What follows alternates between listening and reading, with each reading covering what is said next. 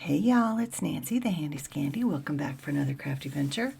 Today I am making a slimline Christmas card coupling a beautiful winter birds stamp from Stampendous and a gel plate pull. Recently someone asked me to do some work with my gel plate pulls and use some of that beautiful black cardstock I received from both Hero Arts and Lawn Fawn, so that's kind of what inspired this. So I am totally loving this stamp. It is absolutely gorgeous. And this is, it's actually a remnant of a pull that I've used previously. When I made the pull, it was on my 5x7 Jelly Arts gel plate press, I guess. And I was using my PinkFresh Studio inks direct to the gel plate. I had never used inks direct to the gel plate before, but I gave it a try. And I also used a PinkFresh excuse me, background stamp to get that texture on it. So that's the history of the pull. And it's been sitting in my stash because I love that color gradient and I love the pattern that the stamp put on there. It's just really pretty. It's more of a relief than an actual stamp, just the way that it worked out. But I have stamped and heat embossed in rose gold wow embossing powder this beautiful stamp. And unfortunately, it's really hard to see on a video. All of my pictures, they just don't do it justice. It doesn't matter the lighting. It doesn't really matter the angle. It just does not look as pretty as it really is in person. So I'm just going to persevere. I'm just going to keep on going non-judgmentally, trying to keep that mindful attitude. Yeah, just in everything that I do, I'm trying to maintain that stance without it causing a ruckus in my life, if that makes any sense, because that's a beautiful way just to be.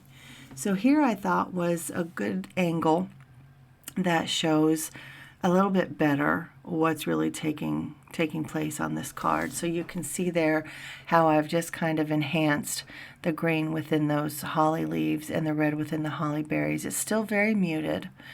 But at this point I was really deciding, do I just want to stop there? But I really wanted to add some color to the birds as well, some deeper color.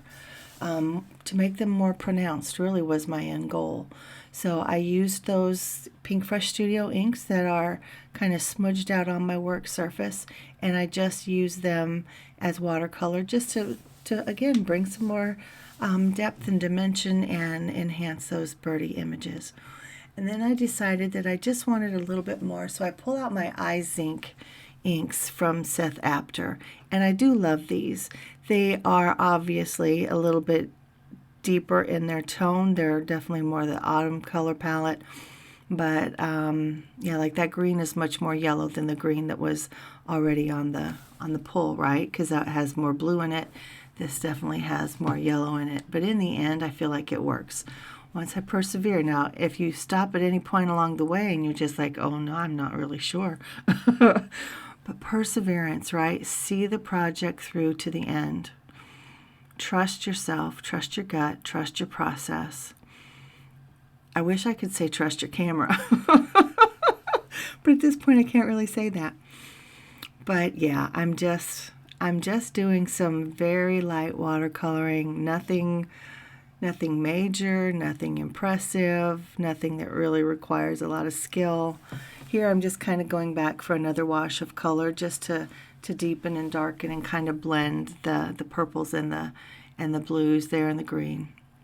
So I have gone in with the white IZink and colored all of the branches because there's snow, very subtle snow on those branches, and I just wanted to highlight that a bit. So that was the only other thing that I added color to on that entire stamp: the birds, the berries, the holly, and the snow.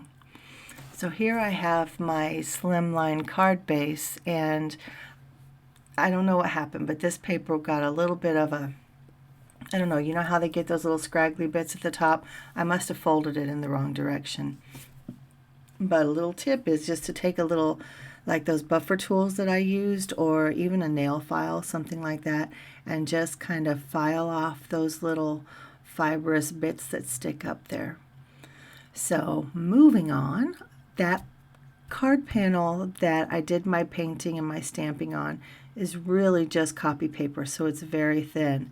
And I added double-sided foam tape to the entire thing to reinforce it, to give it some strength and some structure.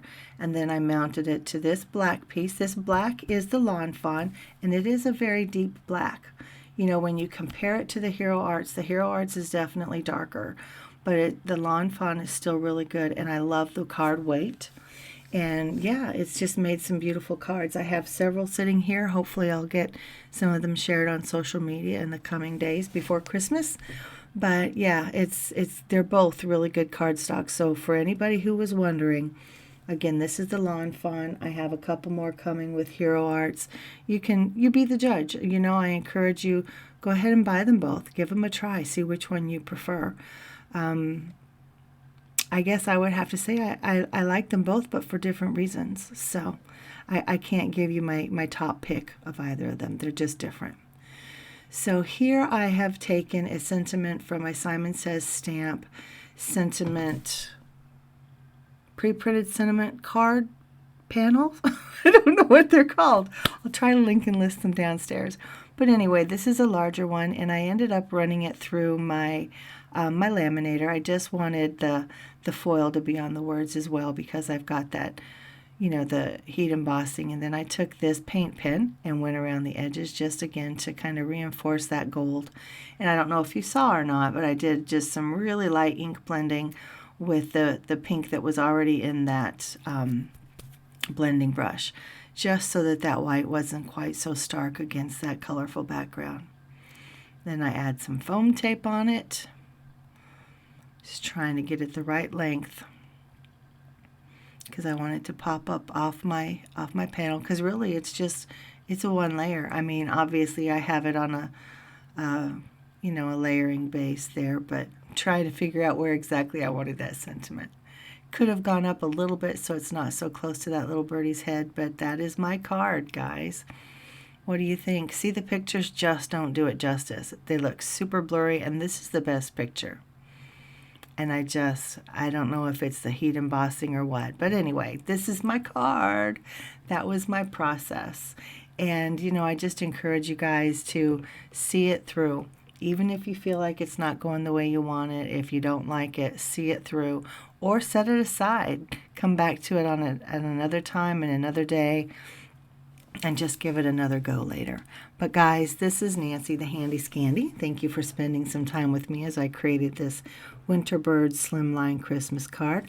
Like, subscribe, comment, all the things. And until next time, mwah, I'm out.